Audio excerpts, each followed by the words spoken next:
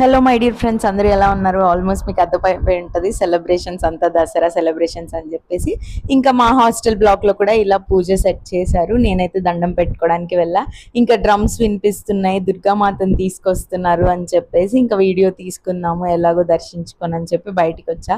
ఇక్కడైతే వెల్కమ్ మామూలుగా గ్రాండ్గా చెప్పట్లేదు, దుర్గామాతకి అసలు సూపర్ సెలబ్రేట్ చేస్తారు ఇక్కడ. మాకు ఒక పక్క ఎగ్జామ్స్ జరుగుతున్నాయి, మా బ్లాక్కి ఒకటే సౌండ్స్ అనమాట, హాస్టల్ మొత్తం డ్రమ్స్ సౌండ్ అంతా. ఇంకేం ఇంట్రెస్ట్ వస్తుంది. ఇంకా నేనైతే బయటికి వచ్చేసా చూద్దామని చెప్పేసి. ఎంత గ్రాండ్గా చేస్తున్నారంటే వామ్మో, క్రాకర్స్ అసలు సూపర్ ఉంటుంది. పెద్ద కన్స్ట్రక్షన్ ఏర్పాటు చేస్తారు ఈ 9 days అమ్మవారిని పెట్టడానికి. ఎంత రియలిస్టిక్గా ఉంటుందో అసలు ఆ కన్స్ట్రక్షన్. ఇది 3rd year నేను ఇక్కడికి వచ్చాక ఈ సెలబ్రేషన్స్ చూడటం. నాకైతే సూపర్ అనిపిస్తుంది ఇంత గ్రాండ్గా చేస్తే.